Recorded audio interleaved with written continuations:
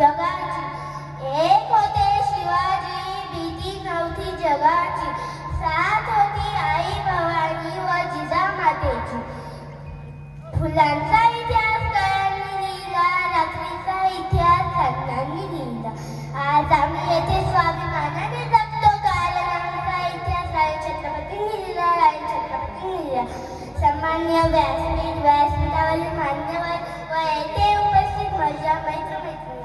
आज 19 फेब्रुवारी अखंड हिंदुस्थानाचे आराध्य दैवत हिंदी स्वराज्याचे संस्थापक छत्रपती शिवाजी महाराजांची जयंती. प्रथम या आदर्श राजे छत्रपती शिवाजी महाराज यांना माझा मानाचा मुजरा. सह्याद्रीच्या कुशीतून एक हिरा चमकला, सह्याद्रीच्या कुशीतून एक हिरा चमकला. भगवती या चंदनाचा शिवनेरी ओबळला, भगवती या चंदनाचा शिवनेरी ओबळला. हातात घेऊन तलवार शत्रूवर गळतला, हातात घेऊन तलवार शत्रूवर गळतला. महाराष्ट्राचा सायकल शिवाजी राजा होऊन गेला. मी बोलणार आहे शिवरायांच्या बालपणाविषयी. 19 फेब्रुवारी 1630 शिवनेरीच्या नगरखान्यात सनई चौखडे वाजू लागले. जिजाऊंना पुत्र रत्न झाले. अवघ्या महाराष्ट्राचे नव्हे तर अवघ्या हिंदुस्थानाच्या क्षितिजावर नवीन तेजमय सूर्य उगवला. बाळाचे नाव शिवाजी ठेवले. शिवरायांच्या बालपणाची 5-6 वर्ष खूपच धावपळीत गेली. मात्र या धावपळीत जिजाऊंनी त्यांना उत्तम शिक्षण व संस्कार दिले. जिजामाता बाळ शिवाला कृष्णा, भीम, अर्जुन, अभिमन्यू, भीष्म या वीरांच्या कथा सांगत, तसेच अभंगही म्हणून दाखवत. गरीब मावळ्यांची मुलं हे शिवरायांची सवंग होती.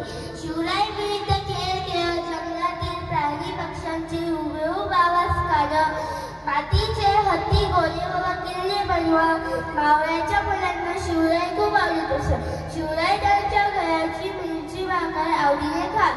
शिवरायांनी लहानपणातच स्वराज्य स्थापनेची प्रतिज्ञा केली. शिवराय लहानपणापासूनच कुशाग्र बुद्धीचे होते. शिवाजी राजांनी शक्तीपेक्षा युक्तीचा वापर करून अनेक गड किल्ले जिंकले. जिजाऊंनी शिवरायांना लहानपणापासूनच अन्यायाविरुद्ध लढायला शिकवले. जसे जसे शिवराय मोठे होत गेले तसे ते धाडसी, शूर आणि चतुर बनले. मग त्यांनी हिंदवी स्वराज्याची स्थापना केली. इतिहासाच्या पानावर, रयतेच्या मनावर, मातीच्या कणावर आणि विश्वासाच्या प्रमाणावर राज्य करणारे राजा म्हणजे शिवछत्रपती महाराज. अशा या महान राजाला मानाचा मुद्रा, अशा या महान राजाचा जय जयकार व्हायला. जय जिजाऊ, जय भवानी, धन्यवाद.